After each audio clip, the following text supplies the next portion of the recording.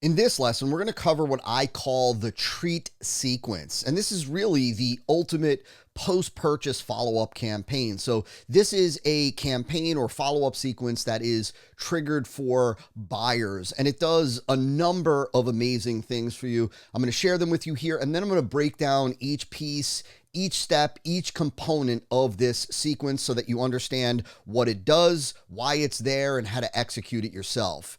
And so first and foremost, the benefit of a treat campaign, there's a number of benefits. The first one is that it over delivers value.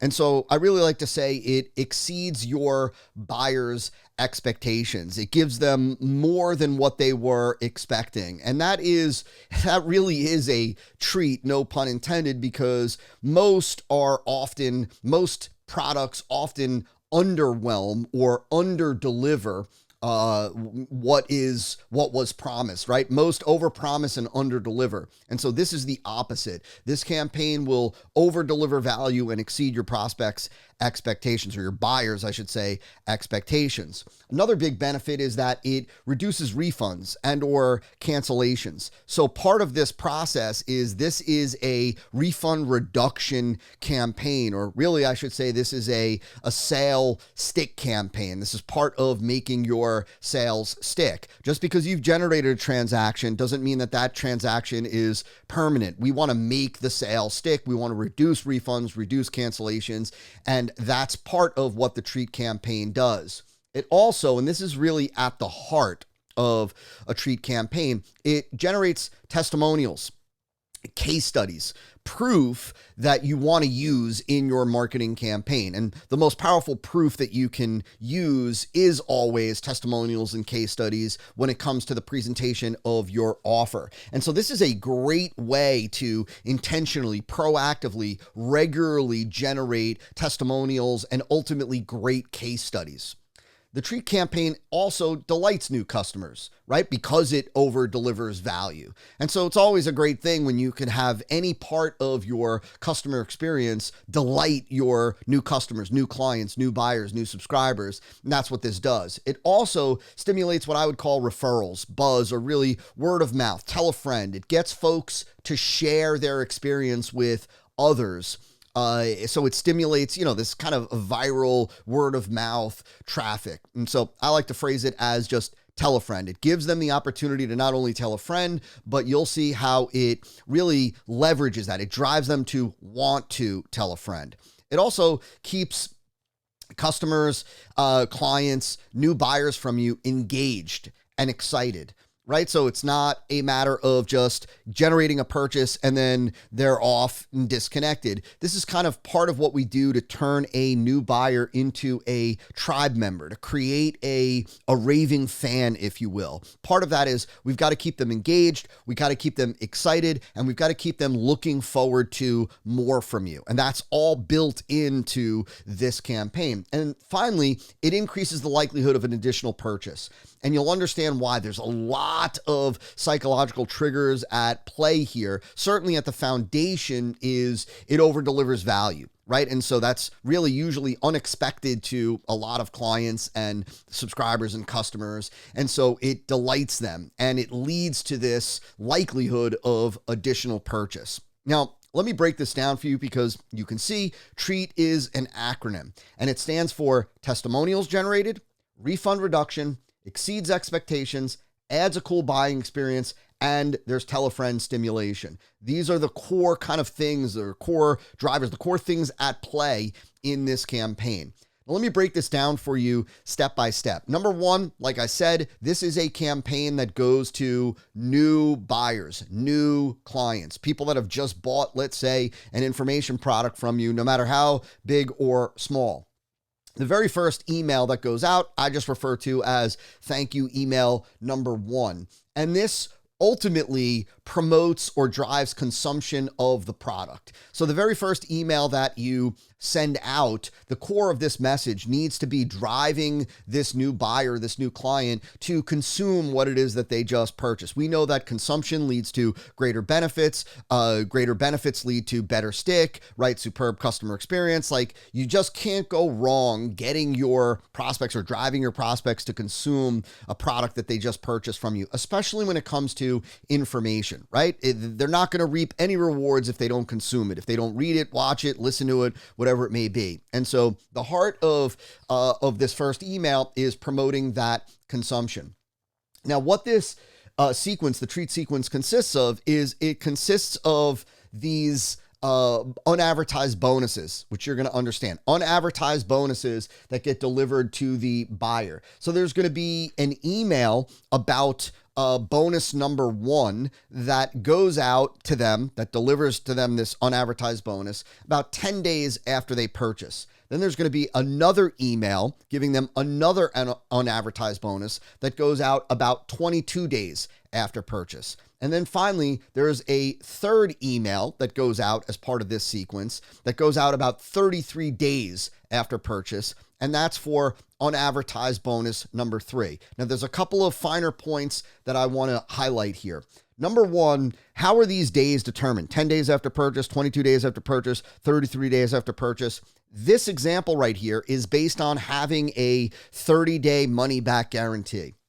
So if you had a 14-day guarantee, this would be different. If you have a lifetime guarantee, well, then this part of the treat sequence isn't going to apply, right? Because this is really what we're doing here is we are structuring this so that ultimately the third and final unadvertised bonus gets delivered after the refund period. So if there was a 30-day money-back guarantee, what we're doing is we're delivering the third bonus 3 days after that guarantee period. This is part of how we make the sale stick, so to speak.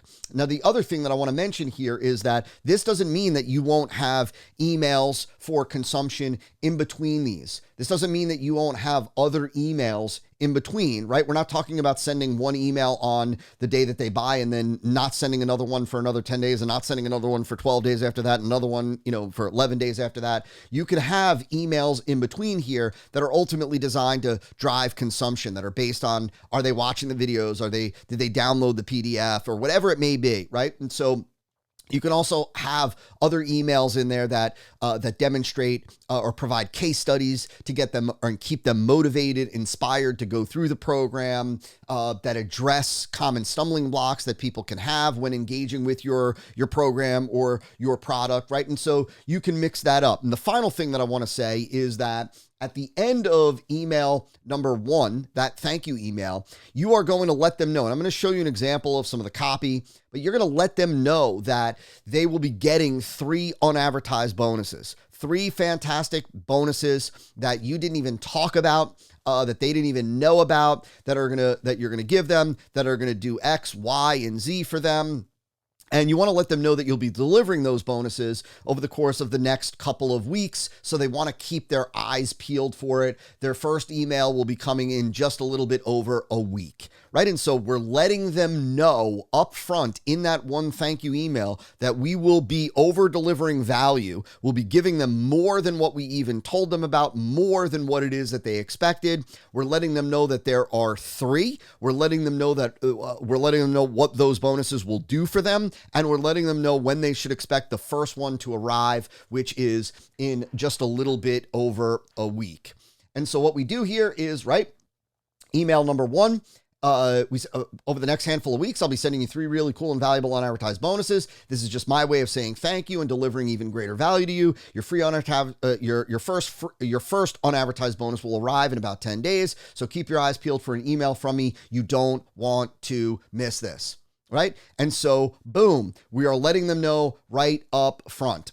Now, if let's say, for example, you have a 60-day money back guarantee and you want to extend these bonuses for the 60 days, what I would tell you is that you want to send out a reminder email about the upcoming unadvertised bonus in between. So let's say let's say if you have a 60-day money back guarantee, the first bonus might not get delivered for 2 weeks, for 14 days. And so you don't want to wait the 14 days in between email number 1 and that 14 days. Maybe after 1 week, you want to let them know, hey, heads up, reminder, you're only a handful of days away from getting your first of 3 unadvertised bonuses. It's going to do X, Y, Z for you. You're going to love it. Stay tuned. It's coming your way shortly. Right? You want to continue to keep them looking forward to something. You want to continue to build anticipation, and you don't want too much time to go by.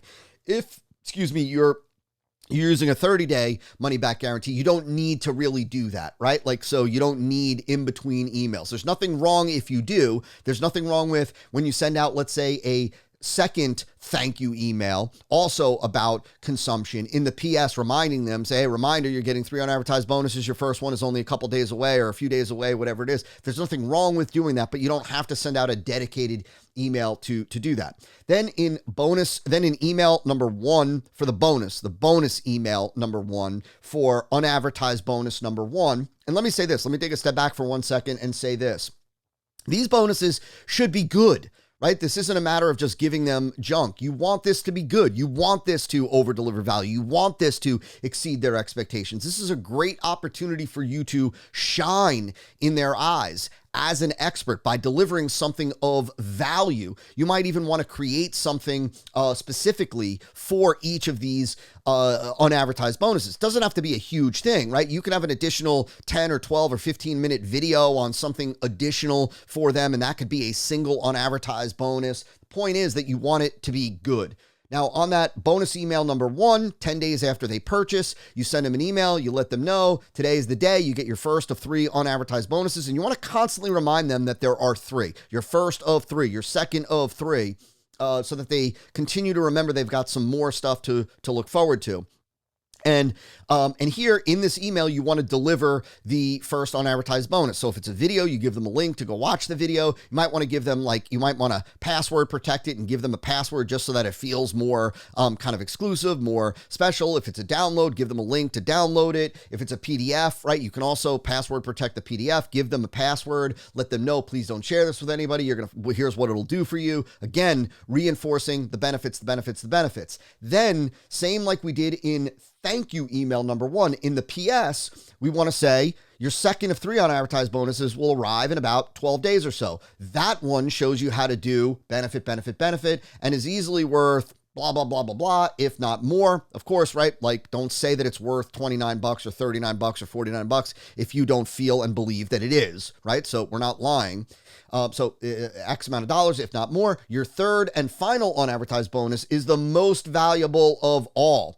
But your next bonus is also going to knock your socks off, so stay tuned. That is an important little line or little blurb there because we want to keep them around. We want to let them know that these bonuses are getting better, that the third one is by far the best, the most valuable. You're saving the best for last, but this next one is great as well. Stay tuned. It's on its way. Just a little bit less than 2 weeks. Hang tight. Right. And then finally, what we do is we send call it right around day 22, we send the bonus email number 2, right, where we give them that email. We give them that bonus. We give them the second unadvertised bonus, and then we do the same thing. In the PS, we say your third and final unadvertised bonus will arrive in about a week and a half or so. Your final bonus is the best of all and shows you how to do benefit. Some clients even feel that this third bonus is more valuable than the main product itself. It's that good. Again, you need to make it that good. So if for some strange reason you don't get it in your email, be sure to let me know. This way I can send it right out to you, right? So we're building up anticipation and excitement, right? We're building up, anticipation and excitement. Now for bonus email number 3, which goes out 33 days, so 3 days after the guarantee period, if this was a 30-day money back guarantee, we want to ask the client if they would take just 60 seconds to fill out a little survey before they grab their copy of the unadvertised bonus. And then we send them to what we call a testimonial survey, which I'm going to explain in just a second. Now, I want you to understand the context here and the psychological triggers at play. We've just delivered 2 unadvertised bonuses over the last couple of weeks. We told them how great this third unadvertised bonus is, all 3 being things that we did not promise, all 3 being things that we're delivering above and beyond what it is that we even had to deliver for them. And so now we're asking them to take 60 seconds to fill out a little survey. The reason why a substantial percentage will take the time to fill out the survey is because we're leveraging the law of reciprocity. Meaning what we're doing is we've given, right? We've given and given. Now we're about to give again. And all we're asking is that they take just 60 seconds to fill out a little survey. We don't call it a testimonial survey. That's for your knowledge. We just refer to it as a little 60-second survey. And so we drive response to this because of the law of reciprocity, because folks will now feel almost indebted, if you will, because of what it is that you've given them and what it is that they are about to get. Now, the survey is just a simple survey, nothing fancy. You could use something like Google Forms if you want, or you can use another survey application. But it is typically 5 questions. Number 1, we get their name, we get their email address, and there is a disclaimer at the bottom. You want a disclaimer to say, by submitting the above form, you give me or, Todd Brown Inc. or Bob Smith Inc. permission to reprint your comments, name, picture, whatever, within any of their marketing materials. That's what it is that you say there, right? So you have a disclaimer that says that by submitting this form, you're giving me permission to use this in marketing. And so, but at the core, there are 5 questions. And what I want you to notice here is I want you to understand these are strategically designed questions. I want you to notice the assumptive language of the questions, right? Really, what I would say is these are presuppositional questions, which I'm going to explain to you in just a second. And so you'll see how there's this assumptive presuppositional language of the questions, and that these questions are ultimately designed to elicit answers that are perfect for testimonials and overcoming objections. So we're not asking just random questions. We are asking questions strategically with the aim of getting answers that we can use for testimonials, use to overcome objections. And the way that we are phrasing them with this assumptive language, these presuppositional questions, we are getting the right type of answers. So let me show you. What are the 3 biggest benefits that you've experienced since investing in XYZ product? And that's just an example. These are just examples of questions. You don't have to use these exactly as is. But what are the 3 biggest benefits that you've experienced? That presupposes that they've experienced benefits. So we're not asking them like, if you experienced any benefits, what are they? We're not opening it up to interpretation. We're saying, what are the 3 biggest benefits that you have experienced? Well, in order to answer that question, they need to contemplate the benefits. So right off the bat, in order to answer that question, the buyer, the individual filling this out, is contemplating what are the benefits that they've experienced since investing in your product. This is a good thing because it not only impacts the answer that they give, but as you'll see on the next step of the treat sequence, it lends itself here. Also, keep in mind, let's be real about this, that because we've tapped into reciprocity, we've given them already 2 things, 2 freebies that are valuable. We're about to give them a third one that's valuable.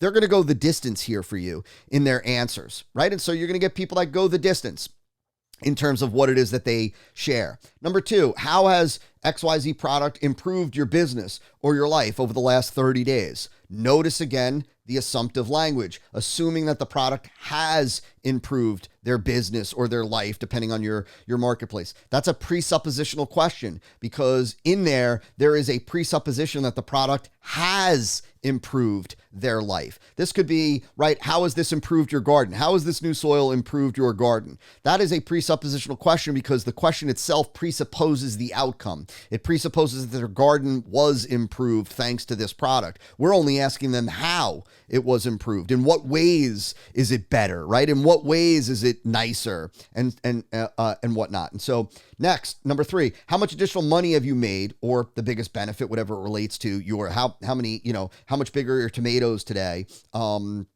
How much bigger, how many more tomatoes have you grown in the last 30 days thanks to XYZ product? How many more real estate deals have you done? How much additional weight have you lost over the last 30 days thanks to XYZ product, right? Or how much better do you feel? How much better have you felt over the last 30 days thanks to XYZ product? Again, presuppositional question. I didn't say, did you make any additional money? How much additional money, which presupposes that they generated additional money thanks to the product. Number 4, what one big problem issue did XYZ product eliminate for you over the last 30 days? Again, presupposition, assuming or presupposing that it did eliminate at least one big problem. And that should be, what would you tell other people thinking of investing in XYZ? That's more of an open-ended. Right now, that's an important question to put on the end, because we've just gotten the person to answer these, like, I've experienced this benefit, my lifestyle or my life has been improved here, I've made or achieved XYZ additional, over the last 30 days, it solved this problem for me. And so now they're in this frame of mind from not only answering those presuppositional questions, but also because of the reciprocity to really say something really nice, really good, right? And what we're talking about here, most people will say things like, it's a no-brainer, go for it, best decision I've ever made, right? And any one of the answers to any one of these 5 questions can be used as its own testimonial, right? So, right, any one answer, you don't need great answers for all 5 questions. You only need really one of these to be a great answer, and you've got a fantastic testimonial that you could use. Now, one little addition to the treat sequence that I would tell you is that when you get a great submission from somebody, like where there are all 5 questions answered really well, or there's 4 or 5, or it's just a great story, or it's like a tremendous transformation, tremendous result that they share with you, that is a great person for you to get on the phone with or get on Zoom with and record a full-blown case study. So this is a testimonial that you'll use, right? Feedback that you'll use from somebody. But when you see a good one, get on the phone with them. Ask them if they'd be willing to take 15 minutes to jump on Zoom and share their story with others, right? And that's how you want to frame it when moving from a great submission to the treat sequence to, let's say, a video. Say, hey, I saw your form submission. You got an amazing story. I would love to share your story with others because I think that you could be an inspiration, a motivation to others. Would you be willing to take out 15 minutes to do that to help a bunch of other people? They say, yeah. They get on the, and that's how you want to frame it. They get on Zoom with you, and now you have the ability to do a full-blown case study where you're starting from the beginning. What was life like before this product? What were you experiencing? What were you feeling, right? What did you try? Like, what did you first think when you saw my product, right? What was the experience like after you started using it in the first week or so, right? What is life like for you today,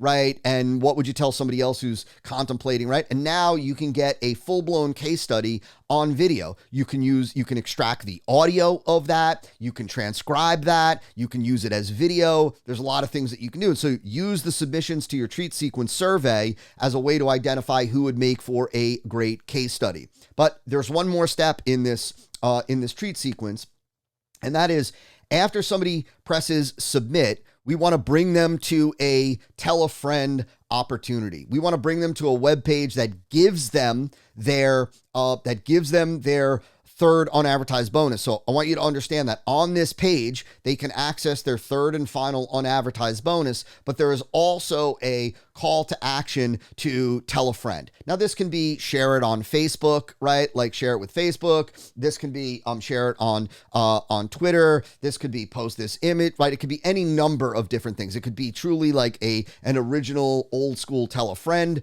opportunity. But what you want to do is you want to give this person the opportunity to share this with others. And I want you to recognize what is at play here. What's at play is commitment and consistency. They just filled out a survey raving about their experience with your product. And now we are asking them to share that with others, to help others, right? By sharing their experience. This is a perfect commitment and consistency, because commitment meaning they just said a whole bunch of nice things. Now we're asking them to share, making it more likely that they act consistently with what it is that they just said on the survey. And so you will get a number of people that take advantage of this. And that is the final step. So you've got this entire treat sequence, right? You've got these consumption email number 1 and others that are about consumption. Then you've got the bonus related emails, or the unadvertised bonus emails that's over delivering value.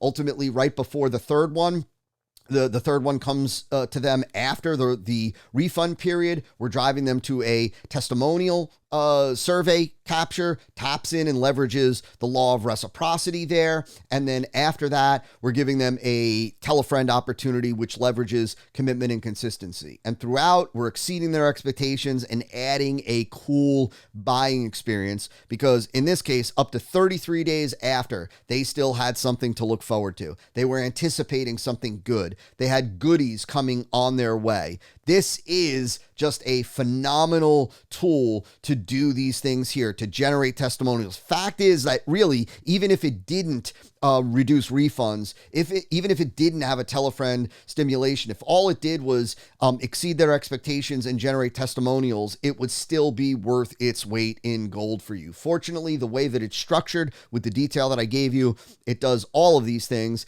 And that's why I refer to the treat sequence as the ultimate post-purchase follow-up campaign. And so there you have it.